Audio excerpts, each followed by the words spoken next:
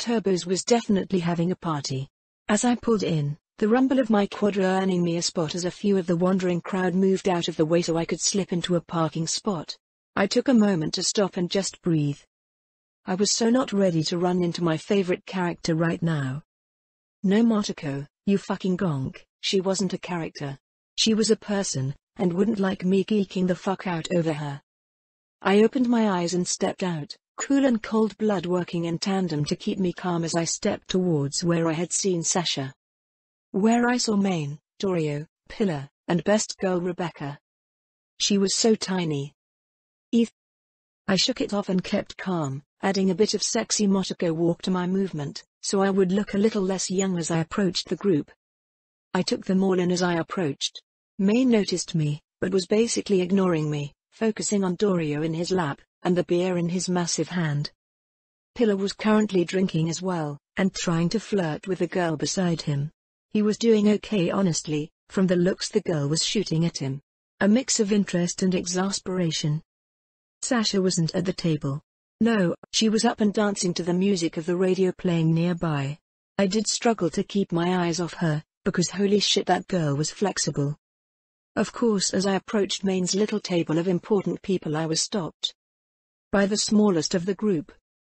Rebecca had been fucking around with a group of random gonks to the side. From the way she had been jerking her pistol she was telling them about what had happened on the gig, but as I walked over she caught sight of me and stomped over. Hey. Who are you? She demanded, stomping right up to me, and then looking up.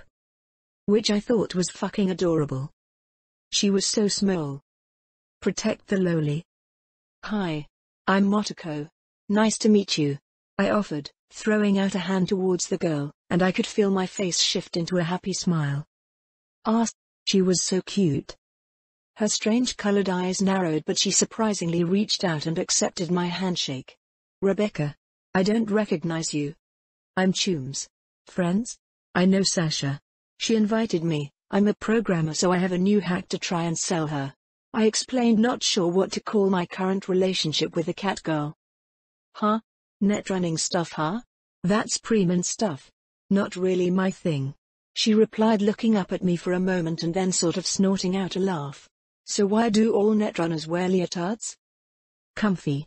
I explained without missing a beat, and that earned me an actually surprised look before Rebecca burst into cackles. You got me. Come on then, Sasha. Your choom is here. The cat girl perked up from her very flexible dance moves as she looked over and saw me, and then she, well, pranced is the best word I could think of, over to me. My little kohai. She called out, rushing over and throwing me into an overly affectionate hug. See Dorio. I have a kohai now. I see. The large woman replied flatly as she rolled her eyes at Sasha's exuberance. Nice to meet you. She replied casually and mostly just ignored me, as she turned back to trying to find Main's tonsils. So Toko. Show me your new hack. Sasha demands as she grabs a seat and sort of looks up at me eagerly, and I relaxed a bit. It was hard to be tense around Sasha, she was just so out there. I popped a shard with a copy of my short circuit and offered it up. Let me know what you think. I promise it'll impress. I said, feeling pretty proud. I had pulled that program together in just a few days, while rushing around doing other things, but it was important. It might just save this woman's life. She drawled out after inserting the shard. Don't mind her, she's always like this. Rebecca said on my right as we listened to Sasha just keep making questioning noises long after she should have stopped. This is interesting. I see what you based it off, and I can see the additional functionality. Are you sure it's a good idea to spread it out? Sasha suddenly mentioned, cutting into the noises she had been making. The battery discharge already has a limiter built in, that's part of the hardware, not software. So it's not really hackable. Instead of having everything try to discharge at once, making it last longer actually improves the hack. I said, sitting up and feeling eager. Depending on the target, and how much chrome they have, you could keep someone crippled for a good while. She nodded her head as her eyes finally lost the glow as she explored the shard. I don't think I need it. She answered suddenly, and I felt my confidence pop like a soap bubble. Wah. You do. Gonk. It's preem code. It's a good short circuit, sure, but I don't go for non-lethal stuff much. It's a cheap control hack. It even auto-spreads. That's my personal hack jumping trick there, you know.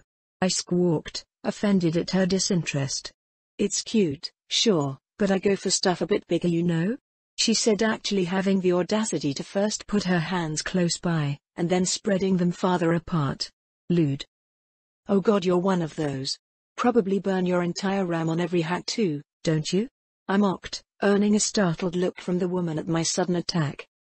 Then Dorio started snickering. Becca cackled, not bothering to hide it like her tune. Even Maine was chuckling. Sasha actually flushed a little red as everyone was cackling at her. Pillar looked up from the girl he had been flirting with, only then seeming to notice I was here. But tits and ass distracted him a moment after. Wah. That's not what I do. Didn't you say, if the program doesn't overheat your deck it's babyware? Rebecca cut in, suddenly, and Sasha reached out to shut up best girl. I felt smug as I had been right. Sasha, despite being a skilled netrunner, was one of those. Here. I demanded, pushing the shard into her hand that she was trying to shut Rebecca up. It's a compact, low RAM, high-performance hack. I'm sorry you've been stuck with grossly overcoded SCOP so far. I have not. I have normal hacks too. Hey Dorio, have you ever seen Whiskers use anything but her giga hacks?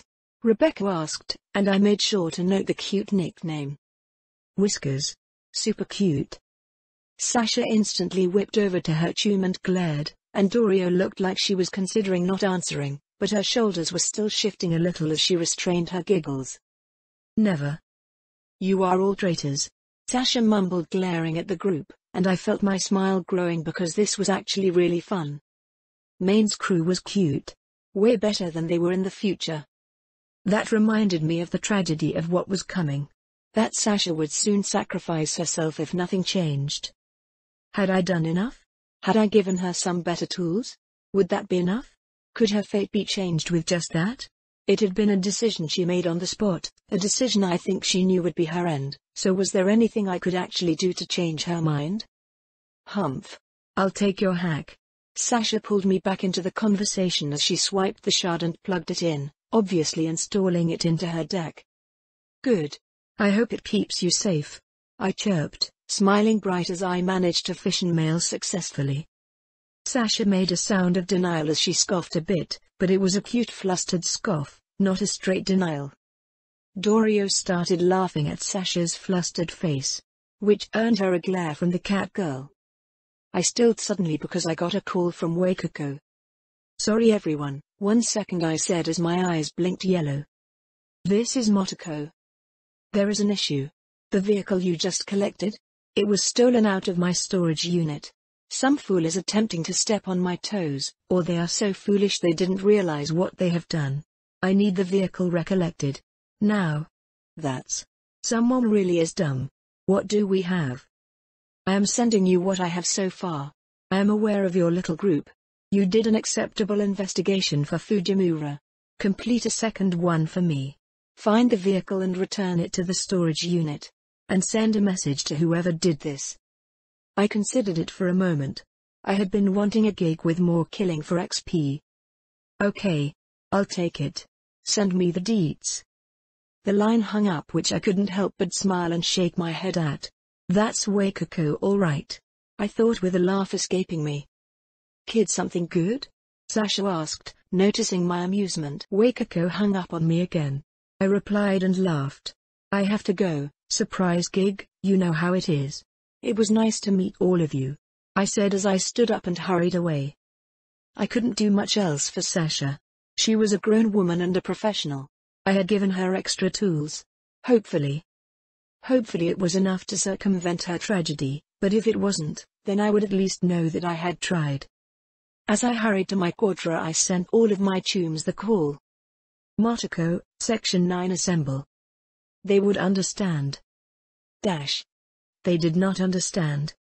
3 calls later, I was plugging into my net chair as I was readying for a dive, and waiting for my chums to show up. I had watched the surveillance video Waikiko had sent, as well as what basic information she had. Apparently about 5 minutes after I left, a group of 3 men, all wearing masks, had shown up at the garage, broke in rather bluntly, and stole the Quadra R. There was a problem though.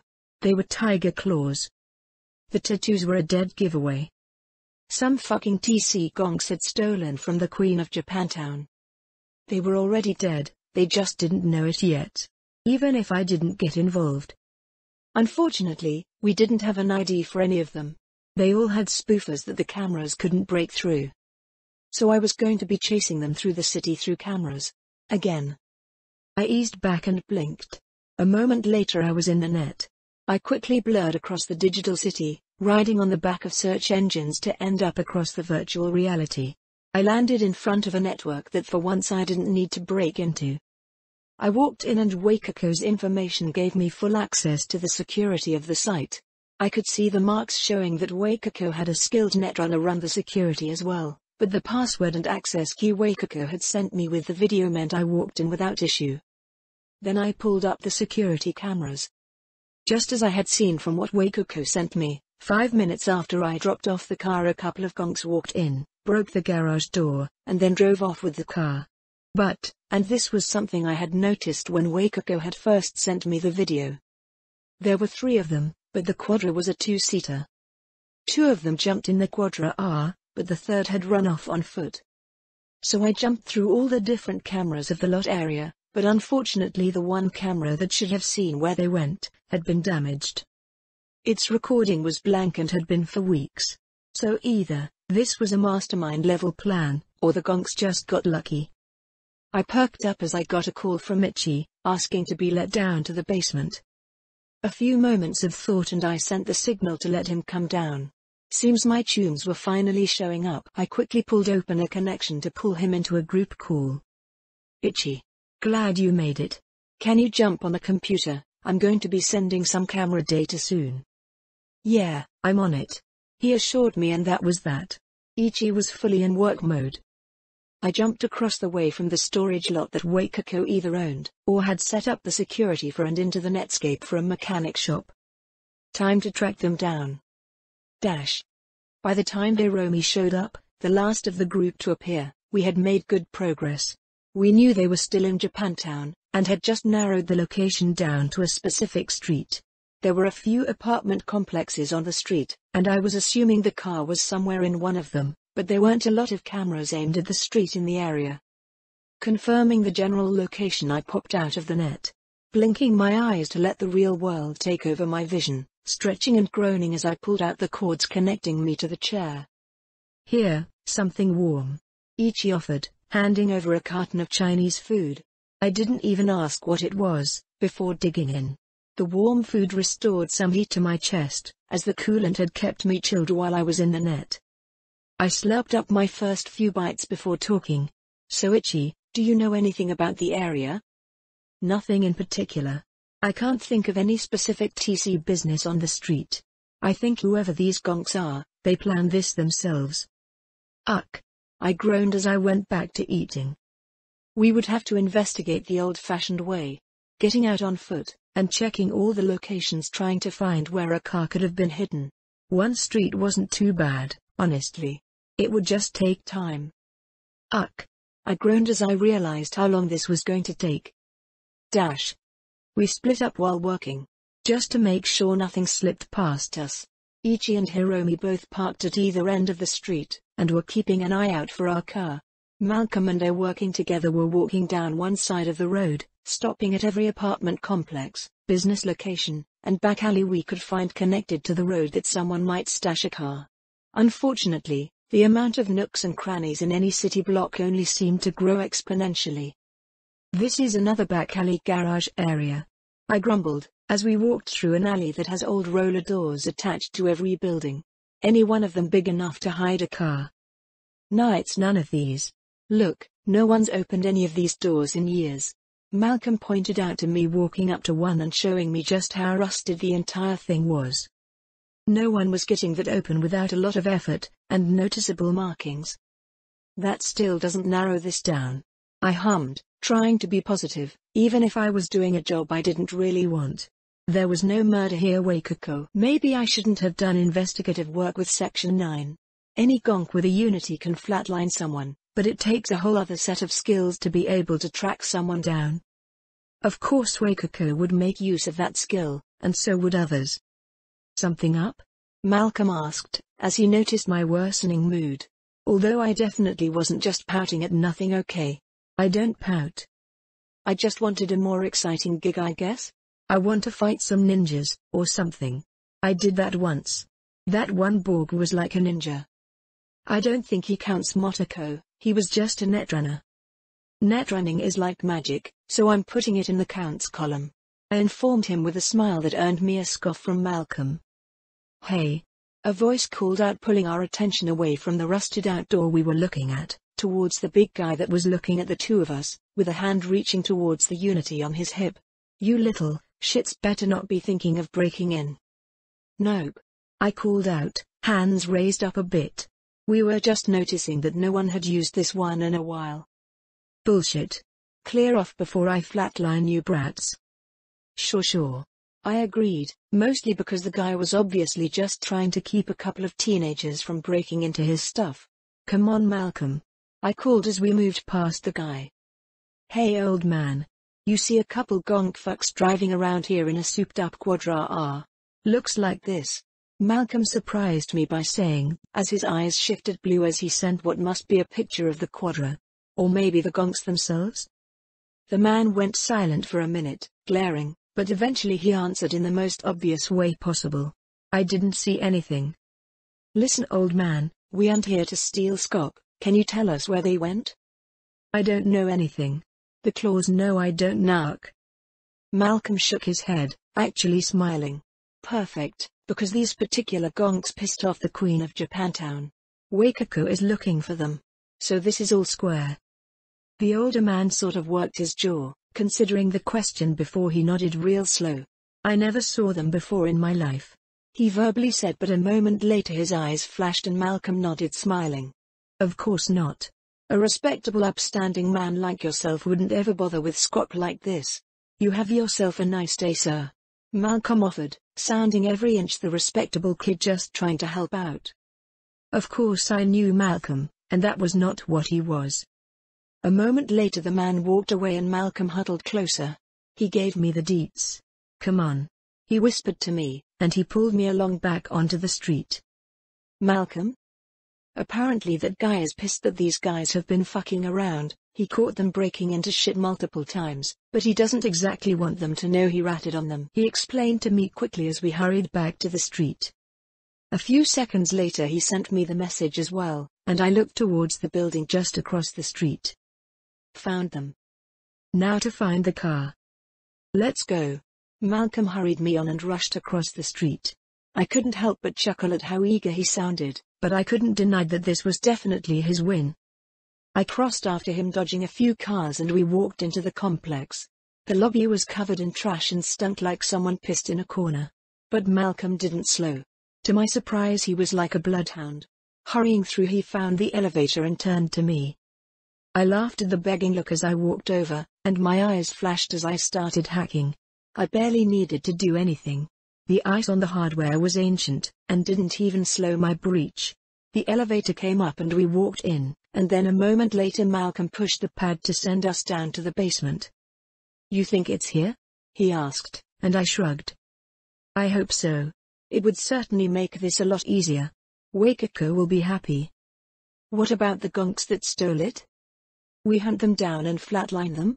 I questioned back, wasn't it obvious? They are tiger claws. Sure that's a good idea? They stole from Wakako. If they wanted to survive, that is a quick way to do the opposite. I shrugged. If there is trouble we deal with it. But this is an official gig. Yeah. Right. Official. He muttered as the elevator opened to a truly dark parking garage, most of the lights flickering or out. Malcolm hesitated, but I could see just fine. So I stepped out leading the way. Looking for a particular Quadra R. Gotta get better optics. Malcolm mumbled from behind me, but I shrugged. Chip in at your own pace, chum. I called out behind me as I walked down the dark path, head darting this way and that. Come on, tell me it's here. I mumbled to myself, as I hurried around the garage space. Finally I ended up catching back up with Malcolm and shook my head. Nothing. He mumbled, though looking around despite the darkness making it hard. Motoko, scan around a bit. These buildings sometimes have private garages along the walls. I blinked. I hadn't even considered that. My eyes flashed into a scan mode, something that was completely natural at this point. I barely had to think about it before my Kiroshi responded to my needs. There, along one of the walls, was a small rolling door, just big enough for a car to drive in. And there, another one.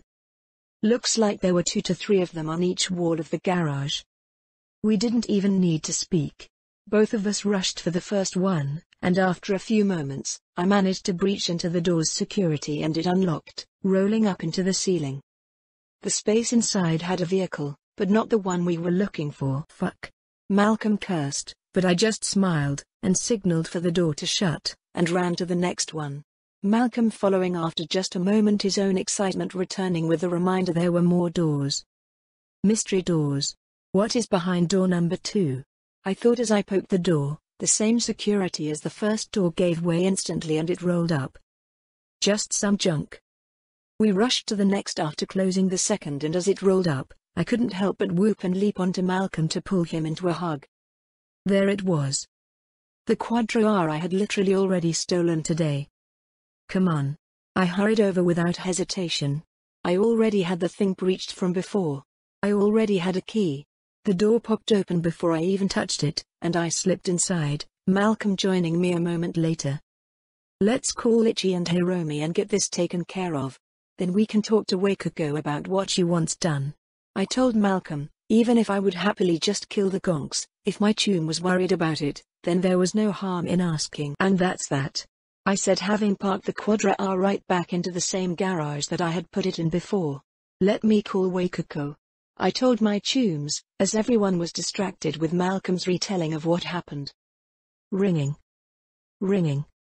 I see that you have completed the task successfully. Wakako answered her phone without a moment's wait. Yeah, found it parked in a little garage. So now the real question. What do you want me to do with the gonks that stole from you? They are TC, so do you want me to handle it, or? A show of force is needed. Kusanagi. You have succeeded in every task I have given you. So I give you another. I want them removed. Well, that is something I can do, I assured her, already fingering the knife at my hip. Finally. XP. Good. Contact me when you are finished.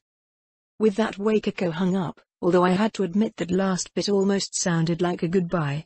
Was I melting Wakako's frozen heart? Yeah. No, probably not. Alright guys. We got a second part of the gig. I told my tunes, making everyone perk up. It was time for some real ninja shit.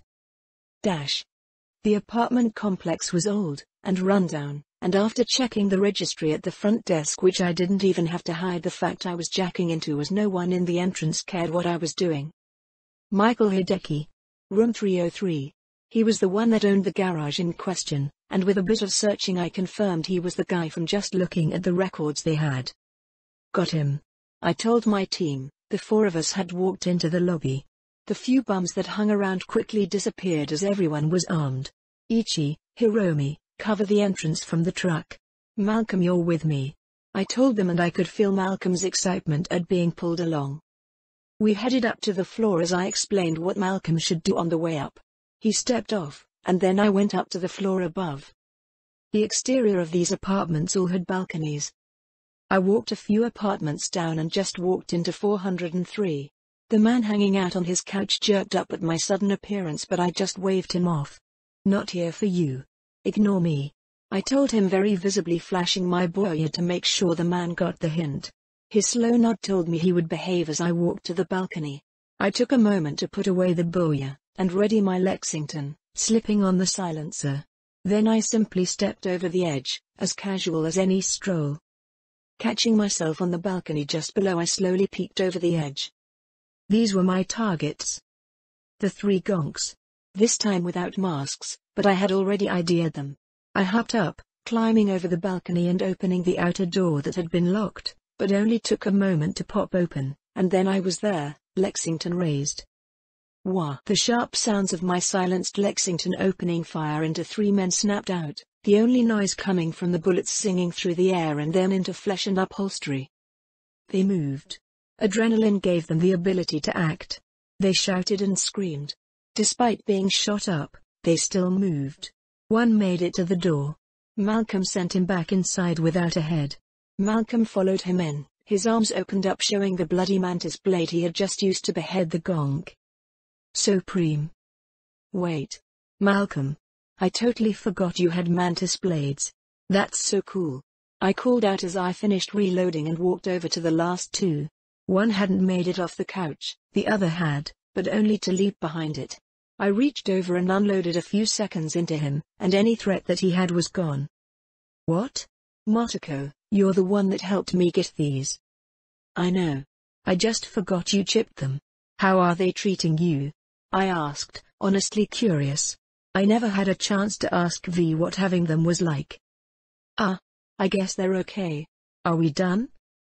Oh yeah. We should loot up a bit in Delta, I said, searching all 3 gonks for their iron, and mostly just throwing it at Malcolm to hold as I scanned with my Kiroshi for anything of value. Let's Delta, I confirmed, after a quick search, and we hurried out of the apartment, back to the elevator, and then down, basically running as the adrenaline was hitting Malcolm, making him twitchy, and I was mostly just happy with all the XP. 500 XP gained. 500 XP gained. Once we jumped into the back of the truck, Hiromi closed the doors, and Ichi pulled away. Gig successful. I sent the message to Wakako, and then smiled even brighter as we got our payment. Drinks are on me. I flopped onto the bed tired from a night partying. We had ended up going to Lizzie's because of Ichi and Malcolm's machinations, and Hiromi hadn't managed to convince me to go to that one fancy TC bar we had visited so long ago. So a fun few hours spent drinking and celebrating with my chums. I hadn't had any alcohol, so had been the designated driver to get everyone home after. Now I was home and kinda sleepy. I considered just closing my eyes and hitting my sleep button, but instead I rolled off my bed and walked over to my workbench. So much stuff was going on. Hiromi and I were still talking about who to hit for another massive loot run.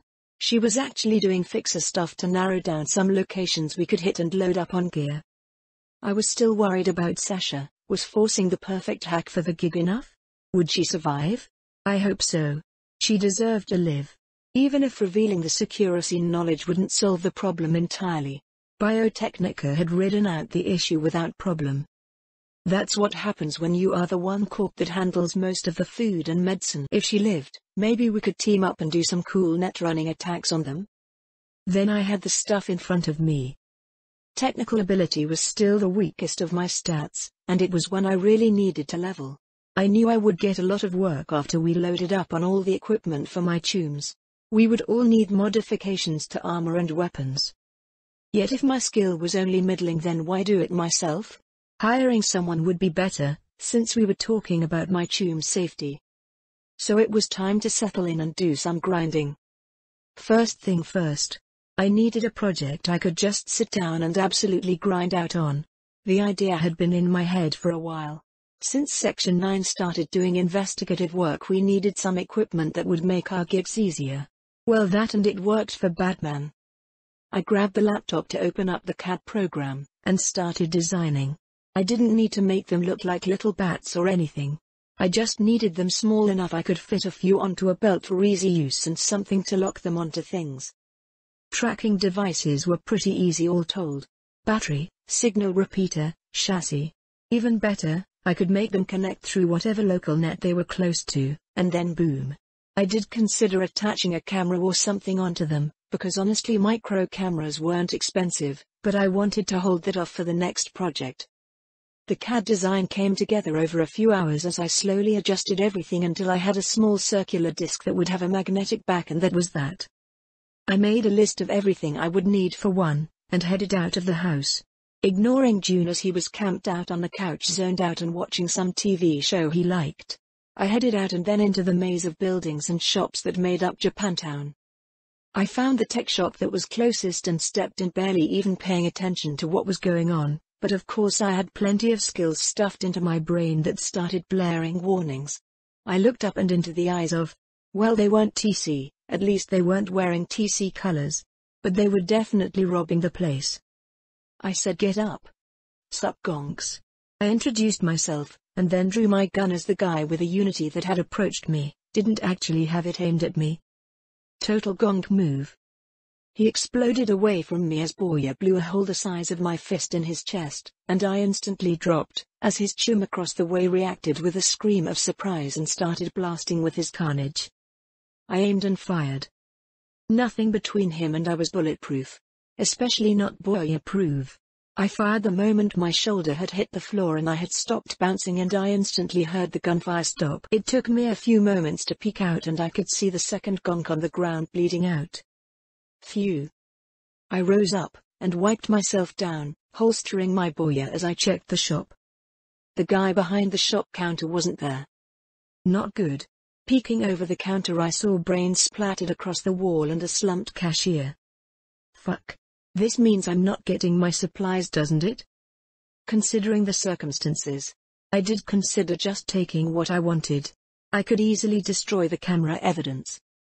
No. I shook it off with a sigh, as I walked over and pulled my Lexington. 2 rounds into the skulls of the gonk fuckers that tried to rob me along with my tech shop. 500 XP gained. 500 XP gained. I guess I'll call NCPD? Like I told you, I got here after. I was coming to buy some supplies to tinker with, and I wasn't even paying attention to notice the store was being robbed. Gonk fucker 1 tried to hold me hostage, but he had the trigger discipline of a particularly high scav, and I blew his ass away from me. And then shot Gonk fucker 2 through the stacks. Cashier was already dead. The woman officer listened to my story with a look that gave me no context on whether she believed me, but told me she had better things to do than be here. I had of course waited after calling the NCPD to alert them to the murder. Really, the officers had looked more angry at the fact I was here to still give a statement than if I had just disappeared. "Just sit down and don't move," she demanded after a moment and walked over to her partner. I just wiggled my cuffed hands at myself because I had been sitting on the counter the whole time. "Cops are me, right?" Kicking my feet, I did my best to restrain my urge to whistle. NCPD were a bit twitchy. Eventually they both headed back over to me, after having checked out the bodies and talked to each other quietly. "We confirmed you didn't kill a shopkeeper, and these 2 had bounties. Get lost," she said, walking behind me and with a bit of roughness unlocking the cuffs. "Can I get my guns back?" "Grab them and disappear," the male demanded, pointing to the other side of the counter where they had stripped my equipment. I hurried over and loaded up, checking in even if they didn't like it, reloading my pistols before I was suited back up. "Nice to meet you all. Have a nice night." I smiled brightly at them, earning irritated looks in turn as I headed out into the night. Now I needed to find a new tech store. Arms loaded with bags of goodies, I finally made it back home. The second store I had gone to wasn't as well stocked as the first, but it was thankfully unmurdered, so I was able to buy what I needed. I hobbled into my room and dumped everything besides the workbench, and flopped in. It was late, but I was actually feeling kinda excited now that I had everything in front of me. I immediately threw in some of the aluminum into the printer to start processing the casing, while I grabbed the tracker's electronics and started putting it all together. My fingers were quite deft, as this wasn't a complex task. Batteries, a small chipset to connect to the net to send pings. Mostly it was just setting it all in a row so it would fit in the little disk. The programming to get it to send me information only took a few minutes. My hands blurred across the laptop as I configured a very simple program that would send location data to me in an interval by text. Something I could easily just ignore if I need to, but would create a nice little history for each device as well. The first one finished and I pulled it free, checking the fit of all the parts, happy it worked. I threw another one into the printer, and attached the final bit to the casing. A magnet. It wouldn't attach to everything, but it would be enough. With a moment to pull a shard out of the laptop and insert it into the chipset in the tracker, it got its software updated, and then I was done. I checked out my first completed tracker. Looking at it this way and that, then I flipped it on. Instantly a location was sent to me by text. Nice. I marked it as Tracker 1 and set it on the table to check its interval, while I focused on the others. One after another I started putting together trackers. And quickly, since I was making something new, something that needed multiple skills, alerts flooded in. I had finally gained another technical ability point, and then it just flowed over with alerts. 100 technical ability XP gained. 100 technical ability XP gained. 100 technical ability XP gained. Technical ability leveled up. 100 engineering XP gained. 100 engineering XP gained. 100 crafting XP gained. 100 crafting XP gained. 100 crafting XP gained. 100 crafting XP gained. 100 crafting XP gained. Dash. Eventually, after I had a good dozen of the things, I went to bed, falling instantly asleep and waking up long after the afternoon was a distant memory, feeling refreshed and happy. The tracker was the exact kind of cool spy gadget I needed, but it wasn't the only one. I jumped up and hurried over to the workbench and sat down. What kind of investigator would I be without hidden cameras? The CAD program was once again pulled up, and this time I pulled a lot deeper from my knowledge. A magnet wouldn't work. I would need a lot more flexibility. So I was actually going to use knowledge granted to me by one of my perks. Robotics Wizard gave me an incredibly firm baseline for robotics of any sort. A small camera, barely an inch across, more than small enough to hide in shadows, but it would have 3 tiny robotic grabbers. At the end of each one would be a spike and a magnet. If I needed to attach it to something metal, like say on top of a camera system already in place, magnets would secure it just fine and give me some ability to adjust the angle. If I had nothing metal, then I could drive the spiked limbs into drywall or other soft materials. And if nothing like that worked, the limbs could just grab onto something the old-fashioned way. It wouldn't be as secure, but it would do. Unfortunately, despite my skill set, I wasn't really familiar with any material that could dampen scanning to try and make it more sneaky. I would just have to rely on placing it somewhere it wouldn't be seen to get any use out of it. Hours of work as I fine-angled the robotic limbs to be tiny enough, yet strong enough that it could handle everything I would need, and then I realized it was just a cube with a camera and limbs, and that was gross. So I tossed out the entire thing and started over. If I was going to make something, I should at least make it cute or cool. One or the other. This time though, the idea didn't come instantly. Something cute. Something cute.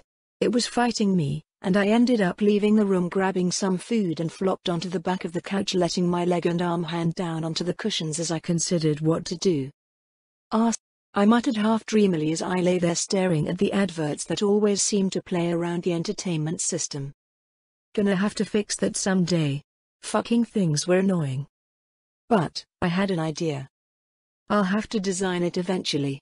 Why not now? I muttered, and let myself flop fully onto the couch as I bonelessly rose back to my feet and then leapt, doing a fun front flip just because, towards my room. If I wanted them to be cute, I already had the cutest, coolest thing in the whole world in mind. Tachicams? I considered it before shaking my head. No tachicama. I giggled in delight at the decision. So cute. I could make them discs just like the trackers, but have a protruding adjustable camera orb inserted in it. I would need to design it for the Tachikoma that I would make someday, so why not get started now? It would give the camera way more adjustability too. Plus it would still have little legs. Very cute. I pulled up the CAD program and started to work. Making the camera move like how I wanted would be tough. I didn't want to rely on a wireless approach. Too easy for a scanner to pick up on. So it would have to be hardwired, which would limit the camera's range of motion before it needs to reset so it doesn't twist the wire off or something. The camera orb was designed first, and I could definitely do the 3-optic eye for the camera. Maybe 3-pin cameras instead of a single large one? Coming up with a cool design was fun. I buried myself into design, slowly forming out okay, it looked like a flying saucer, like an old-style one. It even had the funny little legs, but hell, it was cute, and it would definitely work. I started putting the final touches on the design. This was going to be so cute.